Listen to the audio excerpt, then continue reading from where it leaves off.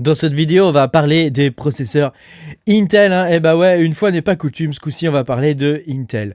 Pense à mettre un petit pouce bleu, à t'abonner à la chaîne si t'es pas abonné. Tu peux avoir mes vidéos en avance en allant sur patreon.com/makertronic. Voilà, tu auras une partie en tout cas de mes vidéos en avance. Alors on va pouvoir commencer. Du coup là, on va parler de Intel. Alors il y a deux choses que je veux qu'on voit ensemble sur Intel. C'est la nouvelle architecture Nova Lake qui promet soi-disant d'être mieux que l'ancienne.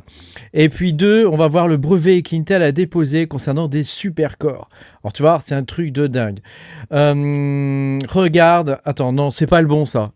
C'est pas le bon, c'est lui le bon. Regarde le cours d'Intel actuellement. T'as vu qu'il a pris pêche quand même. Regarde, là, c'est intéressant de regarder le cours parce que ça te montre un petit peu pourquoi Intel fait de la communication en ce moment.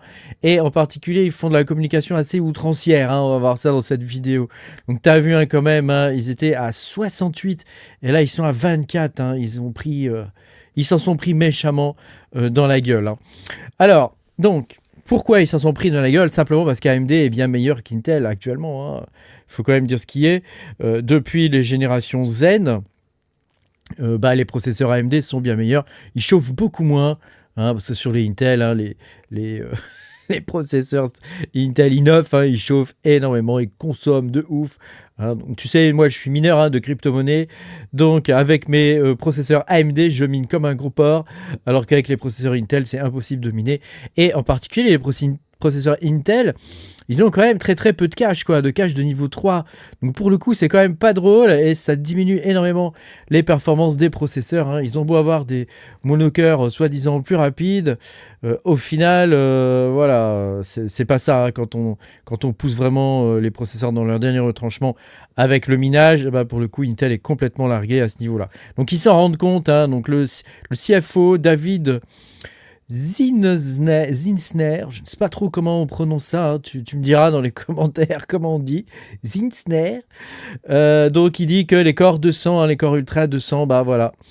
Ils ont pêché dans quelques comparatifs de jeux vidéo. Oui, dans tous, dans tous, en vrai. C'est des processeurs vraiment... Alors ils consomment pas beaucoup, mais en même temps ils sont pas bons, quoi. Donc bon... à un moment donné, il faut que le CPU soit bon. Si le CPU est pas bon, on s'en fout de sa consommation, quoi. Surtout les processeurs desktop, les processeurs de bureau, il faut qu'ils soient quand même puissants, quoi, parce que c'est un peu l'intérêt. Sinon, on prend des processeurs type ARM, etc. Les processeurs de mobile, sinon, ça fait très bien l'affaire. Et même, tu peux jouer sur mobile aussi. Donc, il dit qu'il devrait présenter une nouvelle architecture, donc Nova Lake, qui devrait être bien meilleure. Alors, Nova Lake, qu'est-ce que c'est? Nova Lake, c'est principalement une augmentation du nombre de cœurs, donc 52 cœurs. Avec une augmentation du nombre de caches, donc 144 mégas de cache L3. Donc là, ça commence à être pas mal. Alors c'est pas du 3D cache, mais ça commence à être pas mal. Tu sais ce qui différencie principalement les processeurs Xeon, donc la gamme professionnelle des processeurs de Intel, des processeurs de bureau, c'est le cache L3 principalement. Bon, il y a le nombre de cœurs aussi, mais voilà, le cache L3. Donc là, tu vois, on arriverait à un total de 52 corps. Donc bon, à voir, parce que regarde, je te montre, gestionnaire des tâches, tu vas voir, performance, tu vois, moi j'ai actuellement 32 cœurs sur mon 9950X. Quelle merveille ce processeur, il chauffe pas, c'est une merveille. Il chauffe pas et il est puissant, j'ai zéro ralentissement et pourtant je lui en mets plein la poire. Donc à voir ce que Intel proposerait, parce que il faut voir quelle sera l'enveloppe thermique de ça, quoi. Parce que autant de cœurs sur un die, voilà, faudra voir quelle sera exactement l'enveloppe thermique. Donc eux, ils proposent, tu vois, ici 144 mégas de cache L3, voilà, 150 watts, ils disent. 150 watts. À ton avis, on y est aux 150 watts ou c'est encore de l'enfumage? Parce que faut bien se rendre compte que Intel, t'as vu où ils sont, là. Ils sont vraiment... ils sont en train de ranger, tu vois, au ras des pâquerettes, quoi. Donc, ils font toutes sortes d'annonces. Même l'État américain a décidé de rentrer à 10% dans le capital d'Intel. qui est capitalisé, je crois, dans les 80 milliards. Donc, ils ont mis 8 milliards sur la table pour essayer d'aider Intel à remonter. Alors, si en 2026, ils sortent des processeurs qui sont pas convaincants, donc les Nova Lake, s'ils déçoivent, ça risque de devenir vraiment très très compliqué pour Intel.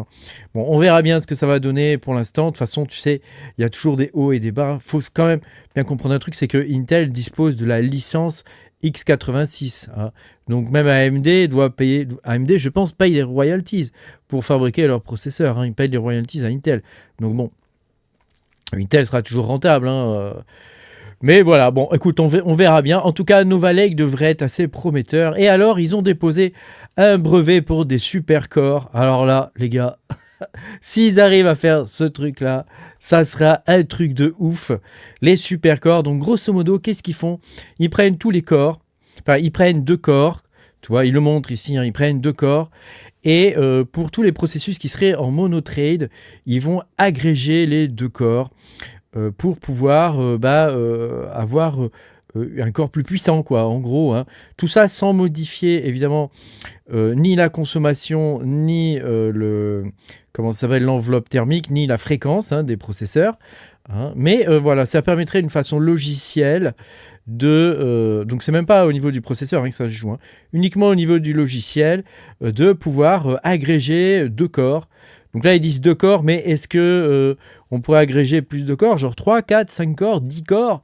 Imagine, tu te retrouves comme il y a quelques années avec un seul corps, un processeur monocore, ou un processeur qui serait hybride, qui pourrait passer de 60 corps à un seul corps principal, quand tu aurais par exemple une grosse compilation. Tu vois, tu compiles Bitcoin, imaginons, sur ton ordinateur. Bon, bah déjà, il te faut 20 minutes sur un bon quart d'heure sur un 9950X. Donc ça fait travailler à mort le processeur. Bon, bah là, peut-être qu'on aurait en monocore un truc absolument incroyable. Alors, ils préconisent de faire ça, ils proposent de faire ça. Déjà, il faudrait, d'après eux, faire une première modification au niveau des BIOS. Donc bon, on verra bien si au niveau des BIOS on aura quoi que ce soit, si on voit le truc arriver ou quoi. En tout cas, l'idée, j'aime bien l'idée. J'aime bien l'idée et ça me hype à mort. Après, voilà, est-ce que c'est vraiment faisable? C'est ça la question. Est-ce que Intel commence pas à faire du buzz autour de technologies qui n'existent pas encore, en déposant des brevets, des choses comme ça, parce que leur cours, c'est toujours pas le bon, parce que leur cours, il est au ras des pâquerettes. Quand même, regarde le cours. Je veux dire, là, on est revenu à un cours qui est celui de... quelle année c'est ça? 2010, T'imagines? C'est incroyable ce qui leur arrive. Donc, est-ce qu'ils déposent pas des brevets, des choses comme ça, pour faire monter le cours un petit peu? Je peux pas répondre à ça, évidemment. Mais voilà, en tout cas, ça paraît quand même assez difficile à exploiter, les super corps.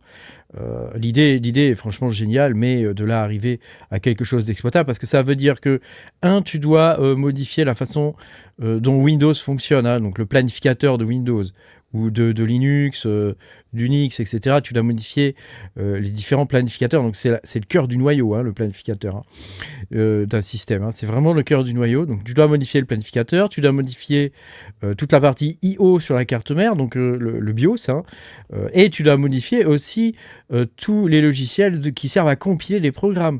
On a connu cette histoire-là avec les monocores, multicore. Ça a mis 15 ans. Ça a mis 15 ans à bien fonctionner. Donc, tu vois, alors maintenant, ça, tu as des langages comme Rust ou Go qui permettent d'avoir du multicore et du multitrading vraiment facile.